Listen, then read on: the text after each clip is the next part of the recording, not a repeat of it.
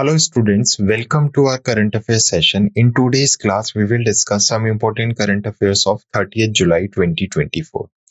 तो आज हम 30 जुलाई 2024 के कुछ important करंट अफेयर्स सामयिकी को डिस्कस करेंगे जो एग्जाम पॉइंट ऑफ व्यू से काफी important करंट अफेयर्स हो सकते हैं। सो स्टार्ट करते हैं आज का सेशन। आज के सेशन में सबसे पहले हम डिस्कस करेंगे कुछ इंपॉर्टेंट अंतर्राष्ट्रीय समाचार। तो कुछ महत्वपूर्ण अंतर्राष्ट्रीय घटनाएं हम देखेंगे जो हमारे एग्जाम के पॉइंट ऑफ व्यू से इंपॉर्टेंट हो सकती हैं। लाइक अगर कोई इंटरनेशनल लेवल पर अपॉइंटमेंट हुआ है तो वो हम इसमें डिस्कस करेंगे। उसके साथ साथ अगर कोई इंटरनेशनल ऑर्गेनाइजेशन से रिलेटेड कोई डेटा आ रहा है, कहीं पर प्रेसिडेंट या प्राइम मिनिस्टर का अपॉइंटमेंट हुआ है या कोई स्कीम स्टार्ट की गई है इंटरनेशनल लेवल पर, कोई फंड्स प्रोवाइड किए गए हैं, ग्रांट्स प्रोवाइड की गई है, या इंडियन गवर्नमेंट ने किसी इंटरनेशनल ऑर्गेनाइजेशन के साथ एमओयू साइन किया, तो वो भी हम किसके अंदर देखेंगे? अंतरराष्ट्रीय समाचार के अंदर। सेकंड हम डिस्कस करेंगे नेशनल न्यूज। हम देखेंगे राष्ट्रीय समाचार। राष्ट्रीय समाचार में हम स्टेट गवर्नमेंट की कुछ स्कीम्स सेंट्रल गवर्नमेंट की कुछ स्कीम्स देखेंगे जिसमें हम सेंट्रल गवर्नमेंट के इनिशिएटिव्स, कोई प्लान स्टार्ट किया गया है, कुछ डिफेंस के साथ अगर आता है सेंट्रल गवर्नमेंट का, तो वो सारे हम कहां पर देखेंगे? नेशनल न्यूज में। उसके बाद बैंकिंग और वित्तीय समाचार। बैंक से रिलेटेड अगर कोई न्यूज बन रही है या फाइनेंस से रिलेटेड कोई भी न्यूज बन रही है तो वो हम इसमें कवर करेंगे। Then we will discuss some important विज्ञान और प्रौद्योगिकी समाचार। तो साइंस एंड टेक्नोलॉजी से रिलेटेड जितनी भी इंपॉर्टेंट न्यूज है वो भी हम किस में डिस्कस करेंगे? इसी स्लाइड में डिस्कस करेंगे। स्पोर्ट्स न्यूज, हम सबको पता है स्पोर्ट्स से रिलेटेड डायरेक्ट क्वेश्चंस पूछ ले जाते हैं एग्जाम्स में। तो स्पोर्ट्स इवेंट्स जो रिसेंटली चल रहे हैं वो हम कवर करेंगे। इंपॉर्टेंट डेज न्यूज, जो महत्वपूर्ण दिन आते हैं उनसे रिलेटेड न्यूज हम डिस्कवर करेंगे। रिसेंटली अगर कोई बुक लॉन्च हुई है तो किसने उसका अनावरण किया है, किसने उन पुस्तक को लॉन्च किया है और कौन उसके राइटर या लेखक है, तो उससे रिलेटेड भी हम डिस्कस करेंगे। Awards and recognition. और क्लास के लास्ट में हम कंप्लीट समरी देखेंगे आज की क्लास की कि क्या क्या इंपॉर्टेंट हमने डिस्कस किया है। क्लियर? तो स्टार्ट करते हैं session. The images used in our slide deck are for educational purpose only. We respect the intellectual property right of the original creator and owner of these images. If you are the owner of any of the image used in this deck and have any concern or issue, please contact us at sathi@iitk.ac.in and we shall remove the images. हमारी slide deck में उपयोग की गई छवियां केवल शैक्षणिक उद्देश्य के लिए हैं। हम इन छवियों के मूल रचनाकारों और मालिकों के बौद्धिक संपदा अधिकारों का सम्मान करते हैं। यदि आप इस डेक में उपयोग की गई किसी भी छवि के मालिक हैं और आपको कोई चिंता या समस्या है तो कृपया sathi@iitk.ac.in पर हमसे संपर्क करें, हम छवियों को हटा देंगे। सबसे पहली है हमारी इंटरनेशनल न्यूज। भारत की 2023 में एंटी डंपिंग और टैरिफ उपाय रिपोर्ट। तो अभी बेसिकली क्या है, डंपिंग को लेकर इंटरनेशनल लेवल पे या WTO ने क्या किया है, वर्ल्ड ट्रेड ऑर्गेनाइजेशन ने एक रिपोर्ट जारी की है। तो उसी से रिलेटेड ये इंपॉर्टेंट न्यूज है। 2023 में भारत ने औषधन शुल्कों में उल्लेखनीय कमी देखी जो 2022 में 18.1% से घटकर 17% हो गई। तो जो एवरेज टैरिफ है बेसिकली भारत का, वो अगर हम देखें तो घटा है 2022 और 23 में कंपैरेटिवली। टैरिफ में कमी के बावजूद भारत ने गैर टैरिफ उपायों का उपयोग बढ़ा दिया है। WTO की रिपोर्ट के अनुसार भारत एंटी डंपिंग शुल्क लगाने शुरू करने वाले शीर्ष देशों में बना रहा। केवल अमेरिका के बाद भारत का क्या रहा, इसमें दूसरा स्थान रहा है। तो ये पोजीशन भी याद रखनी है, पोजीशन भी इंपॉर्टेंट है। भारत के घरेलू उद्योगों की रक्षा के लिए व्यापार रक्षा उपकरणों के रणनीतिक उपयोगों को यह परिवर्तित या प्रवृत्ति दर्शाती है। क्लियर? तो एंटी डंपिंग और टैरिफ उपाय। Next is also international news. तो वेनेजुएला के अभी प्रेसिडेंट अपॉइंट किए गए हैं और अभी 29 जुलाई को ये डिक्लेयर किया गया है। तो वेनेजुएला के निकोलस मादुरो तीसरी बार वेनेजुएला के क्या बन गए हैं? राष्ट्रपति बन गए हैं। वे 2025 से 2031 तक वेनेजुएला पर शासन करेंगे। तो नाम याद रखना है, निकोलस मादुरो। यह मादुरो का वेनेजुएला के राष्ट्रपति के रूप में तीसरा कार्यकाल है। इससे पहले 2 बार भी वे राष्ट्रपति रह चुके हैं। चुनाव परिणाम देश में मादुरो के निरंतर राजनीतिक प्रभाव की पुष्टि करता है। Clear? Next is national news. So अभी हम सबको पता है नेशनल एजुकेशन पॉलिसी आई थी 2020 में, तो अभी उसके 4 साल पूरे हो गए हैं। तो एनईपी 2020 की चौथी वर्षगांठ अखिल भारतीय शिक्षा समागम 2024 में मनाई गई है। सो शिक्षा मंत्रालय ने अखिल भारतीय शिक्षा समागम 2024 में राष्ट्रीय शिक्षा नीति 2020 की चौथी वर्षगांठ मनाई। यह कार्यक्रम नई दिल्ली के मानेकशॉ सेंटर ऑडिटोरियम में हुआ। मुख्यमंत्री, अधिकारी, शिक्षाविद और छात्र समारोह में शामिल हुए। भारतीय ज्ञान प्रणाली प्रभाग ने पुस्तकें और व्याख्यान नोट्स जारी किए। कई महत्वपूर्ण पहलों की शुरुआत की गई और एनईपी 2020 से संबंधित विषयों पर भी सत्र आयोजित किए गए। तो याद रखना है एनईपी 2020 की चौथी वर्षगांठ अखिल भारतीय शिक्षा समागम which is ABSS Akhil Bharatiya शिक्षा समागम में मनाया गया है। Next is national news. तो इंडिया में टाइगर रिपोर्ट्स है। सो अभी बेसिकली पिछले 5 वर्षों में भारत में लगभग 682 बाघों की मृत्यु हुई है। तो सरकारी आंकड़ों के अनुसार गवर्नमेंट डेटा के अकॉर्डिंग पिछले 5 वर्षों में भारत में लगभग 628 बाघों की मृत्यु प्राकृतिक कारणों और अन्य कारणों जिसमें शिकार भी शामिल है उसके कारण हुई है। इस अवधि के दौरान बाघ के हमले में 349 लोग भी मारे गए। महाराष्ट्र में सबसे अधिक मानव मृत्यु दर्ज करी गई जिसमें 200 मौतें हुई हैं। डेटा बाघ संरक्षण और मानव वन्यजीव संघर्ष में जारी चुनौतियों को भी उजागर करता है। क्लियर। तो भारत में 628 बाघों की मृत्यु हुई है पिछले 5 सालों में। और लोगों की बात करें तो पिछले 5 सालों में बाघों के हमले की वजह से 349 लोग मारे गए। Next is banking and financial news.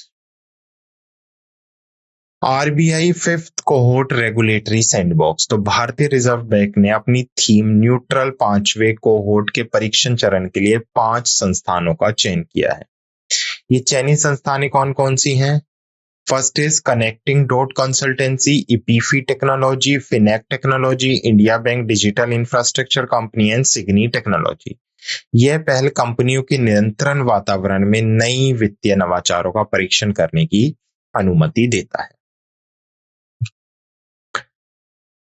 Next, अभी आरबीआई के through cross border payment license दिया गया है अमेजन पे को, आइडन को और बिलडेस्क। तो क्रॉस बॉर्डर का मतलब क्या है? दूसरे देश भी इस पेमेंट का बेसिकली या सीमा पार भी भुगतान इजी हो पाएगा। तो अमेजन पे, इंडियन और मुंबई स्थित बिलडेक्स ने भारतीय रिजर्व बैंक का क्रॉस बॉर्डर पे एग्रीगेटर लाइसेंस प्राप्त कर लिया है। बेंगलुरु स्थित कैश फ्री ने पहले 22 जुलाई को वही लाइसेंस प्राप्त भी किया था। एडन और अमेजन पे को 25 जुलाई को उनके लाइसेंस मिले जबकि बिल्डेक्स ने 29 जुलाई को अपना लाइसेंस प्राप्त किया। ये लाइसेंस कंपनियों को सीमा पार भुगतान को अधिक कुशलता से सुविधाजनक बनाने में सक्षम बनाते हैं। Next is science and technology news. तो अभी एक इनिशिएटिव स्टार्ट किया गया 1DAE 1 सब्सक्रिप्शन। तो 1 डिपार्टमेंट ऑफ एटॉमिक इंजीनियर और 1 सब्सक्रिप्शन। सो अभी बेसिकली 29 जुलाई को टाटा मेमोरियल हॉस्पिटल मुंबई में डिपार्टमेंट ऑफ एटॉमिक एनर्जी ने 1DA 1 सब्सक्रिप्शन का उद्घाटन किया है। जो ये ODOS एक अनूठी पहल है जो परमाणु ऊर्जा विभाग और इसकी लगभग 60 इकाइयों को एक साथ लाती है। यह पहल राष्ट्रीय और अंतर्राष्ट्रीय शोध पत्र और वैज्ञानिक पत्रिकाओं तक पढ़ने और प्रकाशित करने की पहुंच भी प्रदान करती है। यह प्रयास DAE समुदाय के भीतर सहयोगात्मक अनुसंधान और ज्ञान साझा करने को बढ़ावा देने का भी उद्देश्य रखता है। Next is idea for life portal का भी शुभारंभ किया गया है। किसके थ्रू? यूनियन मिनिस्टर, केंद्रीय मंत्री भूपेंद्र जी यादव के थ्रू। तो भूपेंद्र यादव ने idea for life portal launch किया है जो बेसिकली कहां पर लॉन्च किया गया? ये नई दिल्ली में लॉन्च किया गया इस पोर्टल को। तो इसका उद्देश्य क्या है? जो पर्यावरण अनुकूल जीवन शैली है उसको बढ़ावा देना, उत्पादकों और सेवाओं से संबंधित नवाचारी विचारों को एकत्रित करना है। पर्यावरण, वन और जलवायु परिवर्तन राज्य मंत्री श्री कीर्तिवर्धन सिंह और अन्य गणमान्य व्यक्ति भी इस कार्यक्रम में शामिल हुए। Next is science and technology news. तो स्पेसएक्स और नासा की क्रू 9 लॉन्च के लिए 18 अगस्त की तारीख तय की गई है। सो बेसिकली स्पेस एक्स और नासा ने 18 अगस्त से अपने पहले अंतरिक्ष स्टेशन के लिए क्रू 9 मिशन लॉन्च करने की योजना बनाई है। नेक्स्ट 18th ऑफ बेसिकली जो 18th ऑफ अगस्त आएगा। घोषणा 26 जुलाई को की गई जब फेडरल एविएशन एडमिनिस्ट्रेशन ने स्पेस एक्स के फॉल्कन 9 रॉकेट को मंजूरी दी। इस महीने की शुरुआत में एक दुर्लभ मध्य उड़ान विफलता के बाद रॉकेट को जमीन पर उतरने के लिए मजबूर कर दिया गया।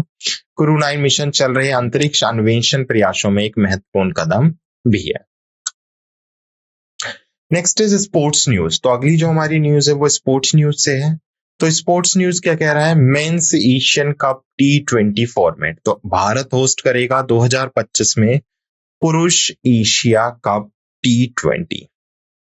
क्लियर। तो यह आयोजन 2026 में भारत में होने वाले T20 वर्ल्ड कप का पूर्वाभ्यास होगा। तो हम सबको पता है अभी 2024 के T20 में जिसमें भारत ने जीत दर्ज की है, और 2026 में T20 भी कहां पर कंडक्ट किए जाएंगे, भारत में ही कंडक्ट किए जाएंगे।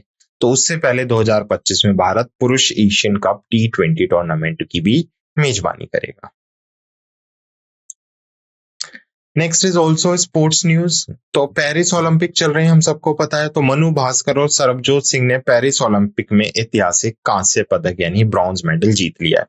तो मनु भास्कर और सरबजीत सिंह ने पेरिस ओलंपिक में 10 metre air pistol mix team event में कांस्य पदक जीता। भारतीय जोड़ी ने दक्षिण कोरिया की ओ ये जॉन और ली वोनहोरो को हराया है। यह जीत इन खेलों में भारत के लिए दूसरा पदक है। मनु भास्कर स्वतंत्रता के बाद एकल ओलंपिक खेलों के संस्करण में 2 पदक जीतने वाली पहली भारतीय बनी है। Next is important day news. अंतर्राष्ट्रीय मित्रता दिवस 2024। तो 30 जुलाई को अंतर्राष्ट्रीय मित्रता दिवस मनाया जाता है। 2024 में यह दिन वैश्विक शांति और समझ को बढ़ावा देने में मित्रता के महत्व को एक बार फिर से उजागर करती है। 2024 के लिए विशिष्ट थीम अप्रैल 2024 तक घोषित नहीं की गई। यह दिन बेसिकली लोगों, देशों, संस्कृति और व्यक्तियों के बीच मित्रता को बढ़ावा देता है, ताकि शांति प्रयासों को प्रेरित किया जा सके और समुदाय के बीच में पुल बनाया जा सके।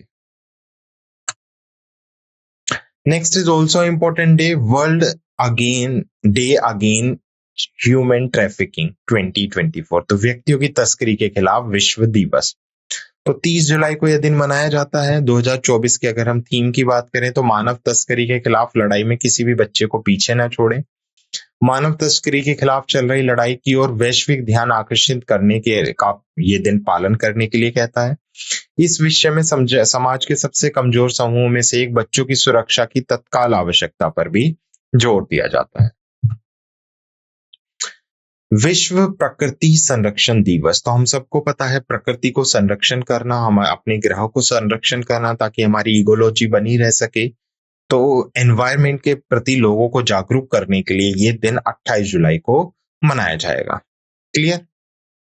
तो यह प्राकृतिक संसाधनों के संरक्षण और हमारे ग्रह के नाजुक पारिस्थितिक तंत्र की रक्षा की महत्वपूर्ण आवश्यकता पर जोर देता है। 2024 का पालन एक तेजी से डिजिटल होती दुनिया में संरक्षण के लिए नवाचारी दृष्टिकोण पर केंद्रित है। Next is books and author news. So books है संदीप सेनगुप्ता का साहसिक जीवन चट्टाने और बाधाओं को तोड़ते हुए। तो रॉक्स और बैरियर को तोड़ते हुए नामक एक नई पुस्तक प्रसिद्ध भूविज्ञानी और पर्वतारोही सुदीप सेनगुप्त के जीवन पर केंद्रित है। यह पुस्तक 24 जुलाई को हार्पर कॉलिन्स इंडिया द्वारा जारी की गई। बेसिकली यह भारत की सबसे उल्लेखनीय महिला वैज्ञानिकों, साहसी व्यक्तियों में से एक की उपलब्धि की एक आकर्षक झलक प्रदान करती है। क्लियर। सुदीप सेनगुप्ता की कहानी उभरते वैज्ञानिक और साहसी लोगों के लिए एक प्रेरणा का स्रोत है। Last is award and recognition news. तो India designated on Times world greatest place of 2024। तो विश्व के महानतम स्थानों में भारतीय गंतव्य। तो टाइम मैगजीन ने विश्व के महानतम स्थान 2024 की सूची में 3 भारतीय स्थलों को शामिल किया है। मुंबई में स्थित म्यूजियम ऑफ सॉल्यूशन एक अनोखे बच्चे का संग्रहालय प्रमुख स्थलों में से एक है। मनम चॉकलेट हैदराबाद में एक फैक्ट्री भी सूची में शामिल है। नार हिमाचल प्रदेश में एक रेस्टोरेंट जो ताजगी और अनोखे अनुभव प्रदान करने के लिए जाना जाता है, वो भी इनमें से एक है। ठीक है। नेक्स्ट इज CWC ने जीता, यानी जो सेंट्रल वोटर कमीशन है उसने अभी GEFF global voter tech award voter department of the year जीत लिया है। पुरस्कार नई दिल्ली में global energy and environment foundation द्वारा आयोजित ग्लोबल वाटर टेक समिट 2024 में प्रदान किए गए। जल प्रबंधन और प्रौद्योगिकी में CWC के योगदान को मान्यता दी गई है। पुरस्कार जल संबंधी चुनौतियों के समाधान में नवाचारी समाधानों के महत्व को रेखांकित करता है। क्लियर? तो ये थे कुछ हमारे इंपॉर्टेंट करंट अफेयर्स जो हमने डिस्कस किए। Now let's quick revise the session. सबसे पहले हमने कुछ अंतर्राष्ट्रीय समाचार देखे, जिसमें हमने देखा 2023 में भारत के एंटी डंपिंग और टैरिफ ऑफ आए। वेनेजुएला के अभी तीसरी बार सेम राष्ट्रपति अपॉइंट किए गए निकोलस मडूरो। नेशनल न्यूज में हमने देखा NEP 2020 जो स्टार्ट किया गया था उसने अपनी चौथी एनिवर्सरी सेलिब्रेट की और बाघों की लगातार भारत में जनसंख्या कम होती जा रही है उनकी डेथ की वजह से। बैंकिंग एंड फाइनेंस में हमने RBI के फिफ्थ कोहेरेंट रेगुलेटरी सैंडबॉक्स देखे और अमेजन पे, एडेन और बिल डेस्क को RBI से लाइसेंस मिल गया है for cross border payment. Science and technology में हमने देखा 1D basically DAE 1 subscription. Bhupendra Singh Yadav ने आइडियाज फॉर लाइफ पोर्टल का शुभारंभ किया और Crew 9 लॉन्च। स्पेसएक्स और नासा ने 18 अगस्त को योजना बनाई है लॉन्च करने के लिए। नेक्स्ट हमने स्पोर्ट्स इवेंट्स देखे, जिसमें हमने देखा कि भारत एशिया कप की मेजबानी करेगा 2025 के लिए और पेरिस ओलंपिक में मनु भास्कर और सरबजोत सिंह को ने कांस्य पदक जीता है। इंपॉर्टेंट डेज में हमने इंटरनेशनल डे ऑफ फ्रेंडशिप, अंतर्राष्ट्रीय मित्रता दिवस, व्यक्ति की तस्करी के खिलाफ विश्व दिवस और विश्व प्राकृतिक संरक्षण दिवस 2024 देखा। पुस्तकें और लेखक समाचार में हमने देखा चट्टानों और बाधाओं को तोड़ना, सुदीप गुप्त सेनगुप्त की साहसी जीवन को दर्शाया गया इस किताब में। और उसके साथ साथ टाइम की 2024 के विश्व के महानतम स्थलों में भारत का गंतव्य और CWC ने जीत लिया है GEF global water tech award for 2024। Clear? तो ये थे कुछ हमारे इंपॉर्टेंट करंट अफेयर्स जो हमने डिस्कस किए। I hope you like this session. Thank you.